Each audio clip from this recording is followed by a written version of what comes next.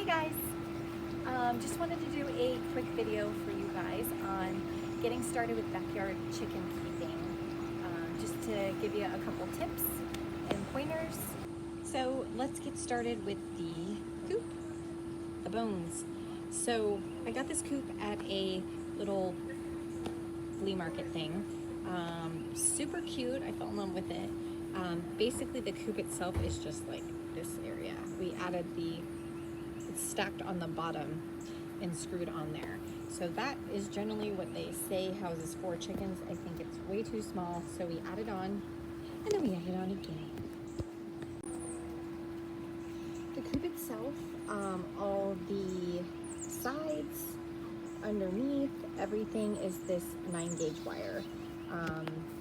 This is just a lot thinner, a lot stronger of a wire, helps to keep the predators out versus actual chicken wire. This is inside the coop. You can see we have the wire run all the way around, and like I said, it's underneath as well, so nothing can dig under and get to them. I highly suggest this door. It is a chicken guard door. It's on a timer. You can have it based off of lighting as well. I personally feel better having it on a digital timer, just so they don't get locked out.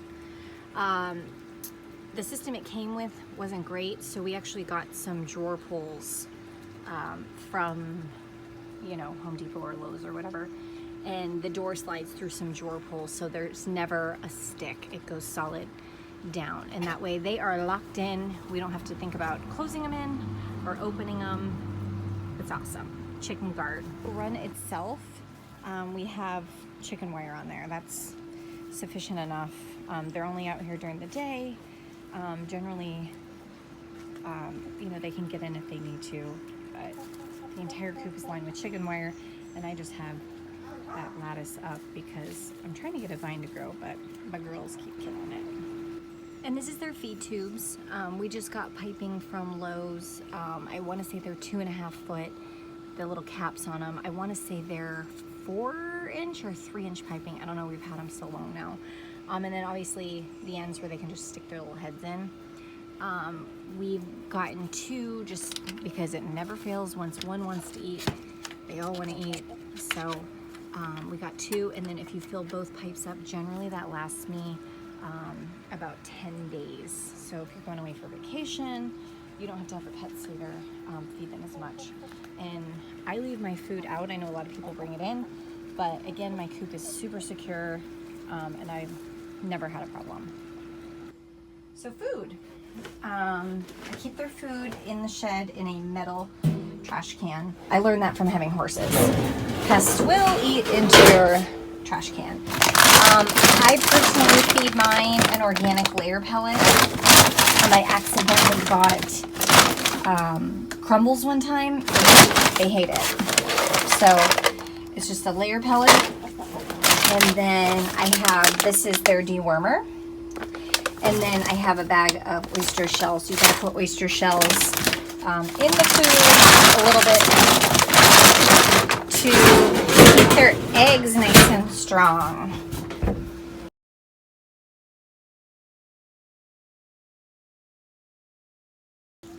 So I didn't point out when I was showing you guys the shed, but I get most of my food and supplies and everything, believe it or not, on Amazon. I have it on a subscribe and save. It just works for me. I live in a city, oh, you're nosy. So it just works better for me that way. I get the dewormer off of there. I get everything. The oyster shells last forever. I found those to be a lot cheaper at Tractor Supply.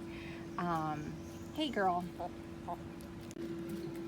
And I didn't finish that last part, but their food, again, I give them a layer pellet with the Strike dewormer pellets.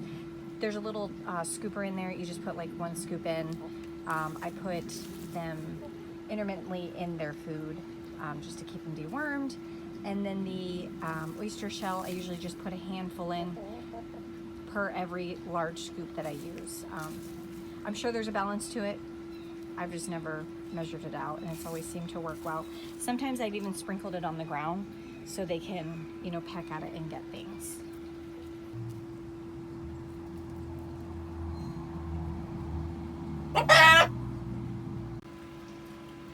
Last but not least, in the coop. As you can see, my coop is a little small. I generally use shavings. I did use hay when I started. When I got to the bottom of my bale, there was a ginormous snake there. Did not work for me, so now I just use bags of shavings. And there's some eggs from today. This thing in the back of my coop is a heater.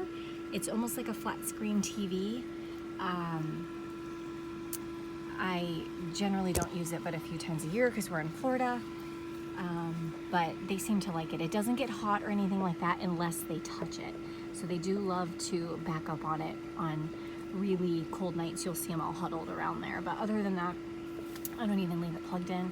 In fact, I need to take it out because I'm pretty sure our winter is over. Well, thanks for watching, guys. I hope you guys got some good pointers with everything. If I forgot anything, you guys have any more questions, please reach out and get started with some backyard chickens. You won't regret it.